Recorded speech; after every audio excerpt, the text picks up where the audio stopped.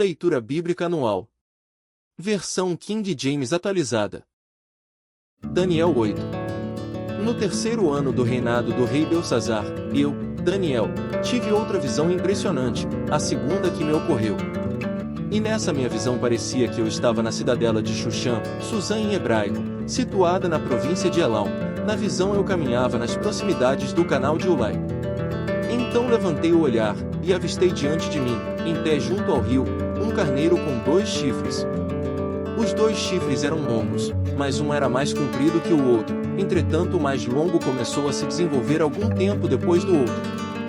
Fiquei observando o carneiro enquanto ele avançava para o ocidente, a oeste, depois para o norte e para o sul. Notei que nenhum outro animal conseguia resistir-lhe, e ninguém era capaz de se livrar do seu poder. Ele, no entanto, podia fazer tudo o que desejava e a cada dia ficava maior e mais forte.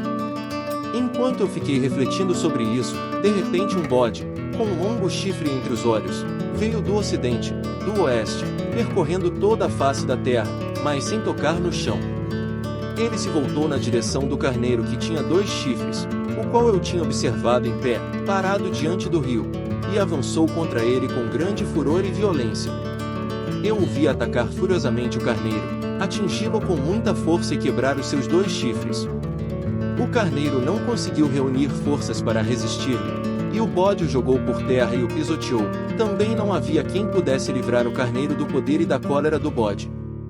E o bode se desenvolveu muito e cresceu forte. Contudo, no auge da sua força o seu grande chifre frontal foi quebrado, e no seu lugar lhe nasceram outros 4 chifres, também muito grandes, na direção dos 4 ventos da terra, isto é, para o norte, para o sul, para o leste e para o oeste.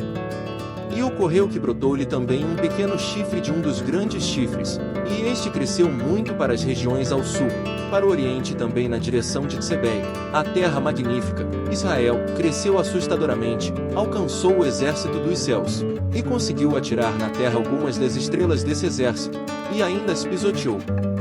E ele tornava-se cada vez maior e mais forte, até desafiar o comandante desse exército, quando suprimiu o sacrifício diário do holocausto oferecido ao príncipe, e destruiu todo o santuário e o seu templo.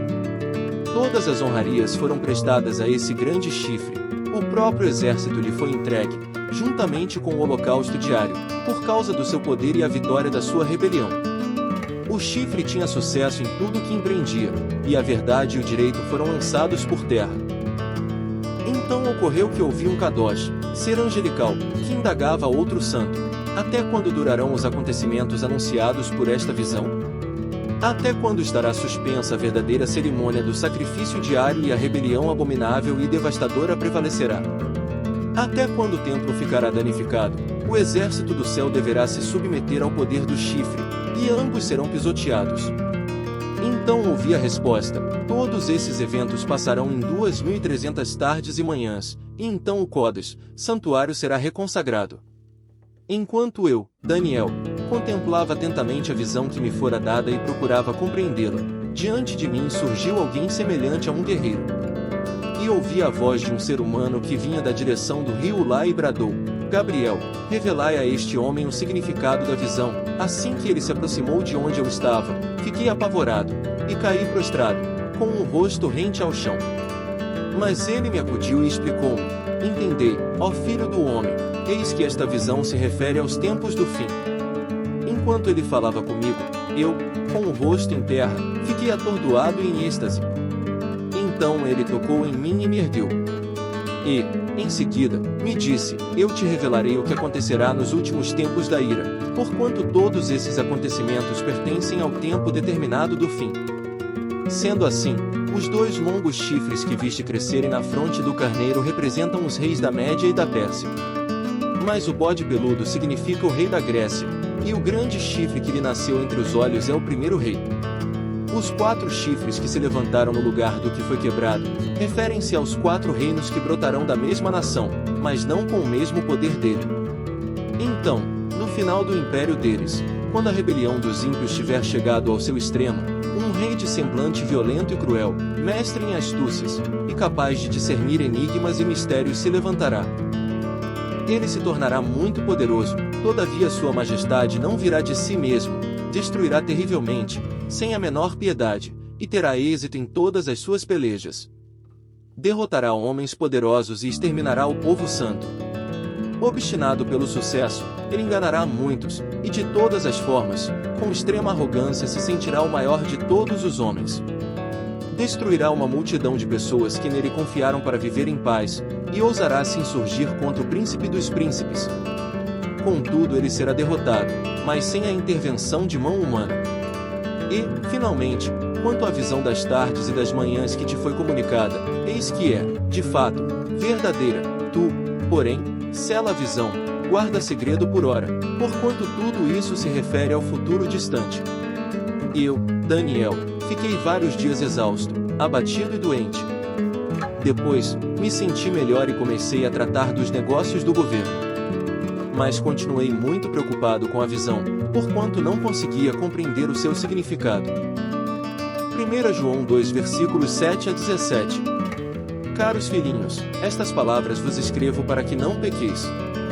Se, entretanto, alguém pecar, temos advogado junto ao Pai, Jesus Cristo, o justo, e ele é a propiciação pelos nossos pecados e não somente por nossas ofensas pessoais, mas pelos pecados de todo o mundo. Em Cristo e separados do mundo. E temos certeza de que o conhecemos, se guardamos seus mandamentos. Aquele que afirma, eu o conheço, e não obedece aos seus mandamentos, é mentiroso e a verdade não está nele, mas todo o que guarda a sua palavra, neste o amor de Deus tem verdadeiramente se aperfeiçoado. E dessa forma sabemos que estamos nele. Quem declara que permanece nele também deve andar como ele andou. O mandamento, o amor fraternal. Amados, não vos escrevo mandamento novo, senão mandamento antigo, o qual tendes desde o princípio. Ora, esse mandamento antigo é a palavra que ouvistes. Todavia, o que vos escrevo é um mandamento novo, o qual é verdadeiro nele e em vós, pois as trevas estão se dissipando e já brilha a verdadeira luz. Aquela pessoa que diz estar na luz, mas odeia seu irmão, continua a vagar sob as trevas. Quem ama seu irmão permanece na luz, e nele não existe motivo de tropeço. No entanto, quem odeia seu irmão está nas trevas e vaga pela escuridão, não sabe para onde caminha, pois as trevas lhe turvaram a visão. A vitória sobre o maligno. Filhinhos, eu vos escrevo porque os vossos pecados foram todos perdoados, graças ao nome de Jesus. Pais, eu vos escrevo porquanto conheceis aquele que é desde o princípio. Jovens, eu vos escrevo pois vencestes o maligno. Crianças, eu vos escrevi porque conheceis o vosso Pai. E vós, pais, eu vos escrevi porque conheceis aquele que é desde o princípio. Jovens, eu vos escrevi porquanto sois fortes, e a palavra de Deus permanece em vós, e já vencestes o maligno. O cristão não deve ser mundano. Não ameis o mundo nem o que nele existe. Se alguém ama o mundo, o amor do Pai não está nele. Pois tudo o que há no mundo, as paixões da carne, a cobiça dos olhos e a ostentação dos bens não provém do Pai, mas do mundo. Ora, o mundo passa, assim como sua volúpia, entretanto, aquele que faz a vontade de Deus permanece eternamente. A ação dos anticristos. Filhinhos, esta é a hora derradeira e assim como ouvistes que o anticristo está chegando, já agora muitos anticristos têm surgido. Por isso, sabemos que esta é a última hora. 19 Eles saíram do nosso meio, mas na realidade não eram dos nossos, pois se fossem dos nossos, teriam permanecido conosco. O fato de terem nos abandonado revela que nenhum deles era realmente dos nossos. Entretanto, vós tendes uma unção que procede da parte do Santo, e todos tendes pleno conhecimento. Portanto, não vos escrevo porque vos falta o conhecimento da verdade, mas justamente porque a conheceis, e porquanto nenhuma mentira tem origem na verdade. Quem é o mentiroso, senão aquele que nega que Jesus é o Messias? Este é o inimigo de Cristo, aquele que rejeita tanto o Pai quanto o Filho. Todo que nega o Filho de igual forma não tem o Pai, quem confessa publicamente o Filho tem também o Pai. Quanto a vós outros, zelai para que aquilo que ouvistes desde o princípio permaneça em vossos corações. Porquanto, se o que ouvistes permanecer em vós, de igual modo permanecereis no Filho e no Pai. E esta é a promessa que ele nos fez, a vida eterna. eu vos escrevo estas advertências a respeito daqueles que vos querem seduzir. Quanto a vós outros, a unção que dele recebestes permanece em vós, e não tendes necessidade de que alguém mais vos ensine sobre isso.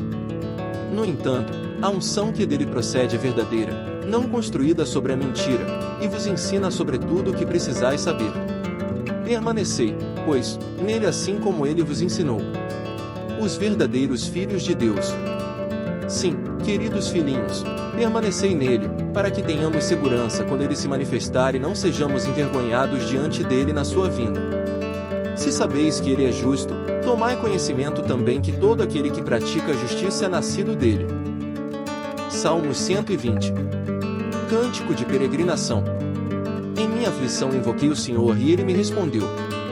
Senhor, livra-me dos lábios caluniadores, da língua mentirosa e traiçoeira. O que te dar em paga, o que te retribuir em dobro, ó língua pérfida? Contudo, ele a castigará com as flechas afiadas de um guerreiro, com brasas incandescentes. Infeliz de mim que vivo como forasteiro em Meseque, que habito entre as tendas de Quedar. Tenho passado tempo demais entre os que odeiam a paz. Sou um homem de paz, no entanto, ainda que insistem em falar de paz, eles preferem engendrar violências e brutalidades. Provérbios 28 versículos 25 e 26. A pessoa gananciosa provoca contendas o tempo todo, mas quem confia no Senhor prosperará em paz.